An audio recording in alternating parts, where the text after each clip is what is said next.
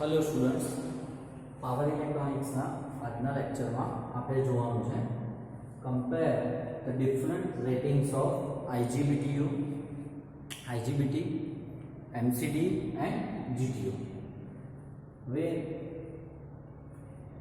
Same વસ્તુ આપણે પ્રેક્ટિકલ્સમાં data sheet તરીકે જોઈએ, પ્રેક્ટિકલ નંબર 4 માં.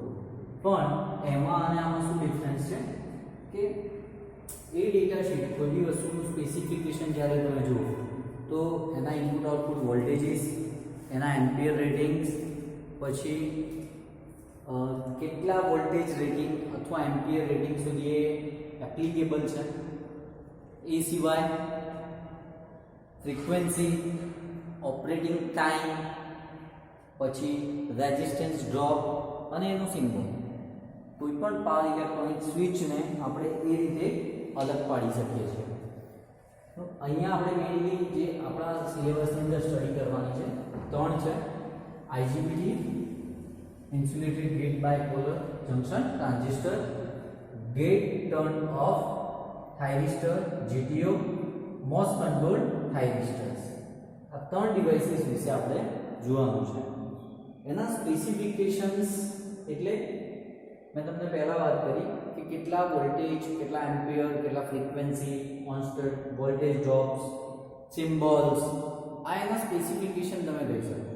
અથવા તો સ્પેસિફિકેશન પ્રોજેક્ટ બનાવતા હોય અથવા ઇન ટર્મ્સ ઓફ કોઈ એપ્લિકેશનમાં એના સ્પેસિફિકેશન પરથી તમને માર્કેટમાં એ વસ્તુ મળતી હોય કે કેટલા એમ્પિયર્સની કેપેસિટીના સ્વિચિંગ માટે તમને પર્ટિક્યુલર IGBT જોઈએ. જેમ કે હું તમને એક એક્ઝામ્પલ આપું, વેલ્ડિંગ મશીન છે તો વેલ્ડિંગ મશીન સિંગલ ફેઝ અને 3 ફેઝ બે કનેક્શન્સની અંદર આવતા હોય.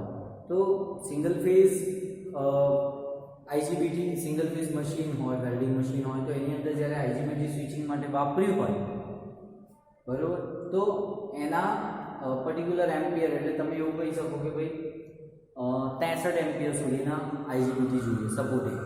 પછી 63 એમ્પિયર કરતાં પણ વધુ આવતું હોય જો એનું સ્પેસિફિકેશન હોય તો તમારે પર્ટિક્યુલર 63 એમ્પિયરની જગ્યાએ તમારે 100 એમ્પિયરના IGBTs પ્લેસ કરવા પડે. આ મેં તમને સ્પેસિફિકેશન એપ્લિકેશન પ્રમાણે બતાવ્યું. અહીંયા એક ડાયાગ્રામમાં આ પ્રેક્ટિકલનો ડાયાગ્રામ છે, પ્રેક્ટિકલ નંબર 4 નો. એમે એટલે ડ્રો કર્યો છે કે તમને ખ્યાલ આવે. થાઇરિસ્ટર, GTO થાઇરિસ્ટર, પછી પાવર ટ્રાન્ઝિસ્ટર અને MOSFET. 1 2 3 અને 4 વસ્તુ છે. હવે આનું V by I, V versus I નો ગ્રાફ અહીંયા દર્શાવેલો છે. V by I અહીંયા ફોરવર્ડ બ્લોકિંગ વોલ્ટેજીસ દર્શાવેલા છે, જ્યારે અહીંયા એમ્પિયર્સ દર્શાવેલા છે. તમે ધ્યાનથી જોશો તો તમને ખબર પડશે કે થાઇરિસ્ટર આપણે નાના લેવલથી લઈએ. MOSFET નો જે બ્લોકિંગ વોલ્ટેજ છે એ સમવોટ આટલે તમે જુઓ, આ 0 છે તો આટલેથી 1000 હશે, 2000, 3000 અને 4000. 1000 વોલ્ટ જેટલું ફોરવર્ડ બ્લોકિંગ વોલ્ટેજ હોય તો MOSFET એને બેર કરી શકે છે 1000 વોલ્ટેજ સુધી. પાવર ટ્રાન્ઝિસ્ટર 2000 સુધી ફોરવર્ડ બ્લોકિંગ વોલ્ટેજીસ અને એની સામેના એપ્રોપ્રિએટ એમ્પિયર્સ આપે છે. Gate turn off thyristor around 3000 voltage સુધી એપ્લિકેબલ છે અને એના એપ્રોપ્રિએટ એમ્પિયર્સ તમને અહીંયા દેખાય છે ગ્રાફમાં. જ્યારે આપણે વાત કરીએ થાઇરિસ્ટરની એટલે કે SCRની, તો સૌથી હાઈએસ્ટ 4000 વોલ્ટેજ ડ્રોપ સુધી અને સૌથી વધારે એમ્પિયર સુધી. આ ગ્રાફ થ્રુ અહીંયા દર્શાવેલા છે. આ ચાર્ટ થ્રુ તો આપણે સમજીશું જ, પણ ચાર્ટ સાથે ગ્રાફ પરથી કેવી રીતે સ્ટડી કરવું એ જે પ્રેક્ટિકલમાં આપેલું છે સેમ ગ્રાફ મેં અહીંયા તમને દર્શાવ્યો છે. ફોરવર્ડ બ્લોકિંગ વોલ્ટેજીસ અને એના એપ્રોપ્રિએટ એમ્પિયર્સ. તો ફર્સ્ટ વન MOSFET થી સ્ટાર્ટ કરીએ તો MOSFET 1000 વોલ્ટ 1000 જેટલા ફોરવર્ડ બ્લોકિંગ વોલ્ટેજ માટે એપ્લિકેબલ છે. પાવર ટ્રાન્ઝિસ્ટર 2000 માટે. GTO ગેટ ટર્ન ઓફ થાઇરિસ્ટર છે એ 3000 ફોરવર્ડ બ્લોક વોલ્ટેજીસ હોય જે જગ્યાએ અથવા કોઈ એપ્લિકેશન હોય તમારી તો એ જગ્યાએ ઉપયોગ કરી શકાય. અને થાઇરિસ્ટર છે એ થાઇરિસ્ટર અપ ટુ 4000 વોલ્ટેજીસ સુધી, આટલા વોલ્ટેજીસ સુધી તમે આને યુઝ કરી શકો. હવે કમ્પેર ધ રેટિંગ્સ ઉપર આવી જઈએ કે રેટિંગ્સ કમ્પેર કરવા હોય તો તમે કઈ રીતે કરી શકો. તો અહીંયા સ્પેસિફિકેશન છે, ત્રણેય ડિવાઇસીસ આપેલા છે. સૌથી પહેલું એક તો ફૂલ ફોર્મ, IGBT ને ઇન્સ્યુલેટેડ ગેટ બાયપોલર ટ્રાન્ઝિસ્ટર તરીકે ઓળખવામાં આવે છે. GTO ને ગેટ ટર્ન ઓફ થાઇરિસ્ટર, MCT ને MOS કંટ્રોલ્ડ થાઇરિસ્ટર. એક તો નામના આધારે, સેકન્ડ વોલ્ટેજીસ, કેટલા વોલ્ટેજીસ માટે આપણે ફ્રીક્વન્ટલી આપણે યુઝ કરી શકીએ. 1200 voltages for IGBT, 600 voltage GTO અને MCT એપ્લિકેબલ છે 4500 વોલ્ટેજ સુધી. Current ratings 400 amperes for IGBT, 60 amperes for GTO and 3000 amperes for MCT. આ એમ્પિયર રેટિંગ્સ પરથી તમે અંદાજો લગાવી શકો છો કે કેટલા એમ્પિયર્સ નો ડિફરન્સ પડે છે. ચાલો, એટલે આમાંથી કોઈ તમને પૂછે કે મારે 250 એમ્પિયર્સ માટે ઇલેક્ટ્રોનિક સ્વિચ અથવા પાવર ઇલેક્ટ્રોનિક સ્વિચ એપ્લિકેબલ કરવી છે તો તમે 250 એમ્પિયર્સ હોય તો એના માટે IGBT મોડ્યુલ સજેસ્ટ કરી શકો છો. પછી જે ફ્રીક્વન્સી ટુ બી ઓપરેટ, કેટલી ફ્રીક્વન્સી માટે ઓપરેટ થઈ શકે છે તો 20 kilohertz, 20 kilohertz for GTO and 10 kilohertz for MOS controlled thyristor. Next, એક નંબરનું સ્વિચિંગ ટાઈમ ઇન માઇક્રોસેકન્ડ્સ.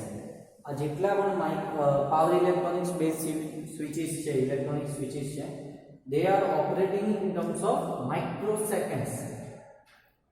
બહુ જ ઓછી સેકન્ડ્સ ની અંદર એનું સ્વિચિંગ થતું હોય છે. અહીંયા ચાર્ટમાં દર્શાવ્યું છે એ પ્રમાણે સ્વિચિંગ ટાઈમ IGBT નો 2.3 માઇક્રોસેકન્ડ, GTO નો 2.2 અને MCT નો 15. એટલે આ બેની કમ્પેરિઝનમાં આની કિંમત થોડી વધારે છે. ઓન સ્ટેટ રેઝિસ્ટન્સ ડ્રોપ, તમે સ્વિચને જ્યારે ઓપરેટ કરો તો એની અંદર પર્ટિક્યુલર કેટલો વોલ્ટેજીસ અથવા કેટલો રેઝિસ્ટન્સ ઓફર થાય છે. તો સૌથી વધારે IGBT માં છે 60, 18 અને 2.5 મિલી વોલ્ટેજ ડ્રોપ્સ. સિમ્બોલ, તો સિમ્બોલના આધારે આના કનેક્શન ની જોઈ લઈશું. સિમ્બોલમાં IGBT ને ઇન્સ્યુલેટેડ ગેટ આ બેની વચ્ચે, G stands for gate, collector, emitter.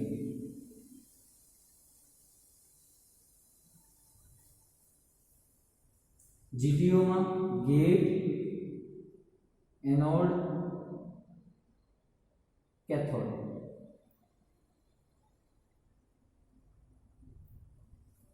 જ્યારે MCT માં same gate, anode, cathode.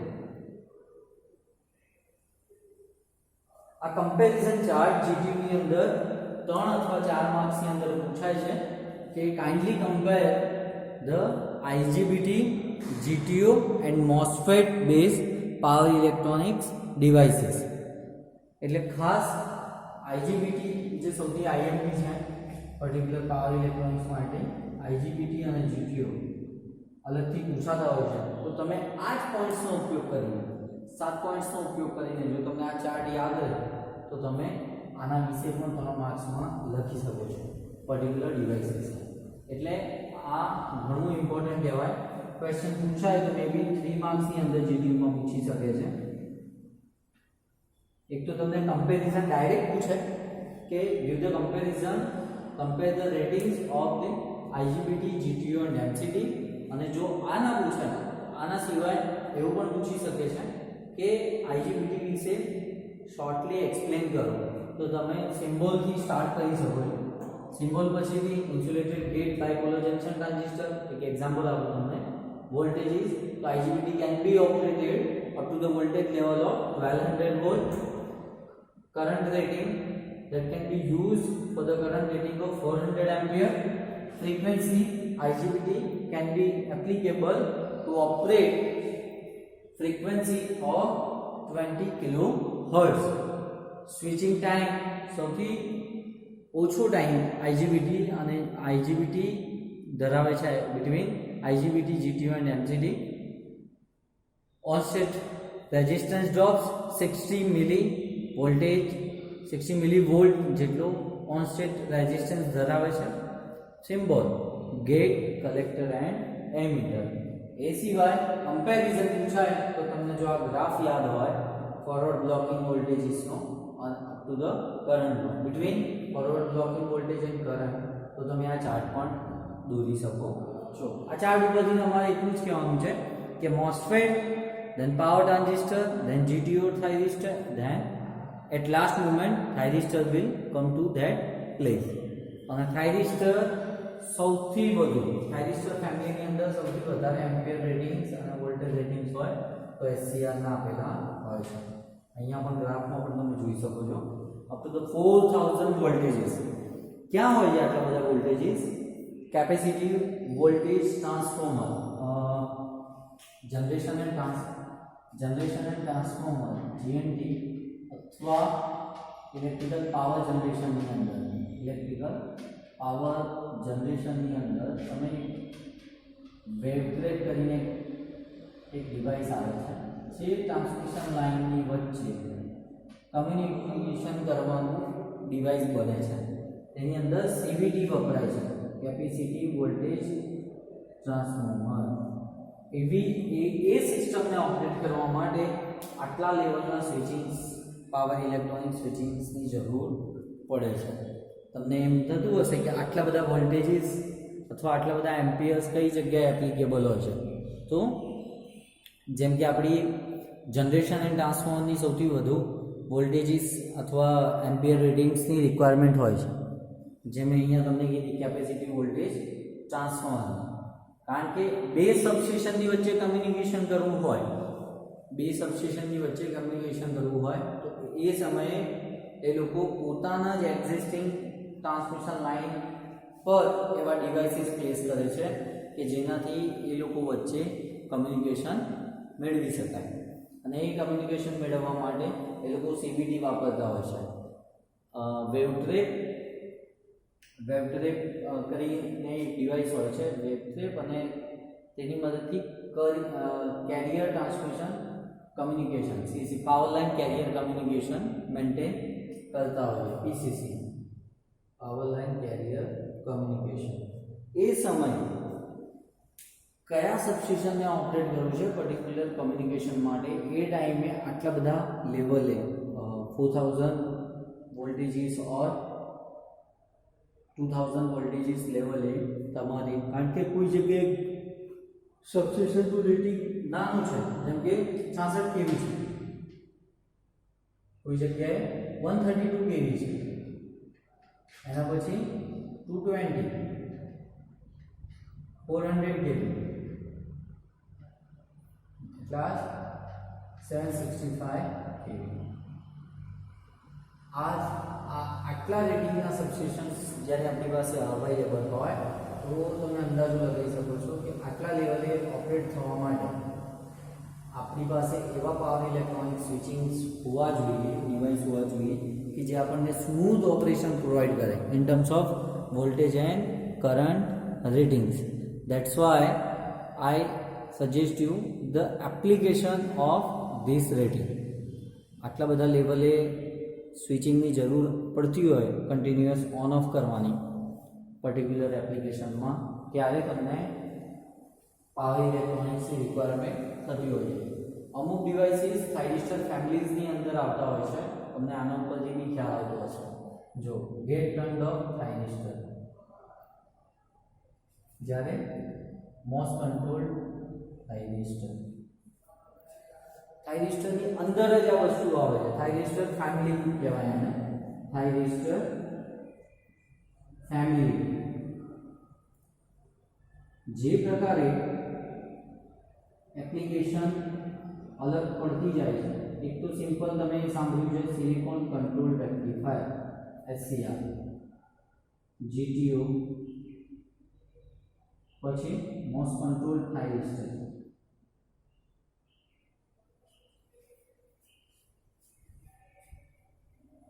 Same એવી રીતે IGBT છે, insulated gate bipolar transistor.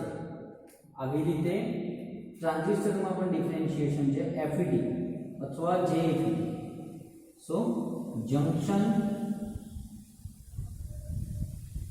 Field effect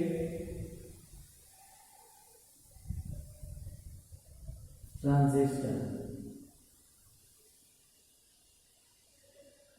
જેટલા એમ્પિયર રેટિંગ્સ માટે જે એલઈડી વપરાય છે એનાથી વધારે સ્પેસિફિકેશન માટે IGBT વપરાતું હોય છે. એટલે ખાસ આ વસ્તુ તમને ખ્યાલ હોવી જોઈએ કે અલગ અલગ નામ પરથી તમને એવું ના ખ્યાલ આવે કે આ સ્વિચિસ અલગ છે. સ્વિચ નોર્મલ વોલ્ટેજ અને એમ્પિયર રેટિંગ્સ ઉપર જ યુઝ થાય છે, બટ તમને નામથી એવું કન્ફ્યુઝન ના થવું જોઈએ કે આ પણ થાઇરિસ્ટર છે અને આ પણ થાઇરિસ્ટર. એકચ્યુઅલી થાઇરિસ્ટરની ફેમિલી છે આખી. એ ફેમિલીની અંદર કન્સિસ્ટ જેટલી પણ સ્વિચિસ છે એ મેં તમને અહીંયા ડિસ્ક્રાઇબ કરી. સૌથી હાઈએસ્ટ લેવલ ઉપર થાઇરિસ્ટર આવતું હોય છે. સૌથી હાઈએસ્ટ લેવલ ઉપર સિલિકોન કંટ્રોલ રેક્ટિફાયર. પાવર ઇલેક્ટ્રોનિક્સના ડેવલપમેન્ટ પછી જ આટલા બધા વોલ્ટેજીસ. હેલો સ્ટુડન્ટ્સ, પાવર ઇલેક્ટ્રોનિક્સના આ સેક્શનમાં આપણે MCQs જોવાના છે. એ મલ્ટિપલ ચોઇસ ક્વેશ્ચન્સ અત્યારે આપણે ડિવાઇસીસ વિશે ભણ્યા છીએ, એટલે તમને થિયોરિટિકલ કરતાં એમાં પણ થોડી માહિતી મળે. ઇફ GTU કેન આસ્ક ઓર આપણે કોઈ મિડ સેમ એક્ઝામ લઈએ અથવા યુનિટ ટેસ્ટ લઈએ તો આ પ્રકારે આપણે MCQ એક્ઝામ કન્ડક્ટ કરીશું. એમાં ફર્સ્ટ ક્વેશ્ચન છે IGBT પોઝેસ. IGBT શું ધરાવે છે? A low input impedance, high on resistance, high input impedance, or D second breakdown problems. તો IGBT હાઈ ઇનપુટ ઇમ્પિડન્સ ધરાવે છે. આ એનો આન્સર છે. IGBT possess high input impedance. Second question છે the three terminals of IGBTs are. IGBT પાસે કયા ત્રણ ટર્મિનલ હોય છે? Gate, drain, source. Gate, anode, cathode. Gate, emitter, collector. और D base, source and drain. तो IGBT પાસે ગેટ, એમિટર એન્ડ કલેક્ટર આ ત્રણ ટર્મિનલ્સ હોય છે. Third, the controlling parameter in IGBT is.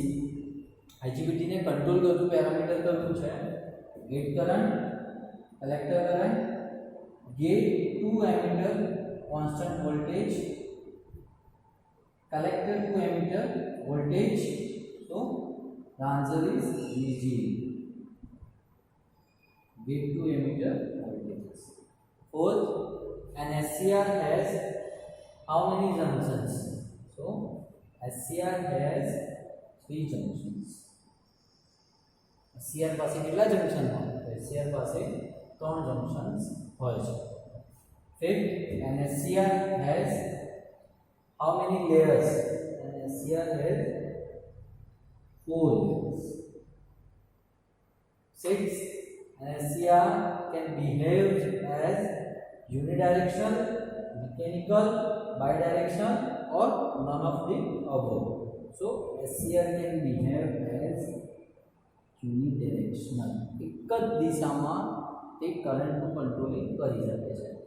Seventh is an SCR is made up of silicon, germanium, carbon, or none of the above. Answer is silicon.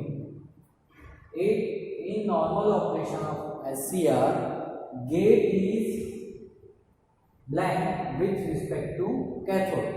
कोई operation चालू હોય તો એ સમયે SCR ના ગેટને કેથોડની કમ્પેરિઝનમાં કયો સપ્લાય આપવામાં આવે છે? Positive, it zero potential, none of above or negative? Then answer is positive voltage આપવામાં આવે છે ગેટને as compare to cathode. 9. The control element of SCR is anode, cathode, gate or none of above. SCR ને control કરતું element કયું છે? SCR ને control કરતું એલિમેન્ટ છે gate. 10 and last, the normal way to turn on SCR is by applying appropriate gate current, B, reducing the gate voltage to 0, third, reverse biasing the gate, or fourth, none of the above. So the answer is by appropriate gate current. If you apply appropriate gate current, then SCR can be turned on easily. તો આટલા 10 MCQs આપણે IGBT અને SCR ના જોયા છે. વધુ બીજા extract કરીને 15 થી 20 આપણે જોવાના છે, જેથી ચેપ્ટરના બ્રીફ MCQs તમારી પાસે આવી છે. તમારે એવું હોય તો તમે વિડીયોમાંથી પણ શોર્ટ કરીને લખી શકો છો તમારા રેફરન્સમાં. Thank you.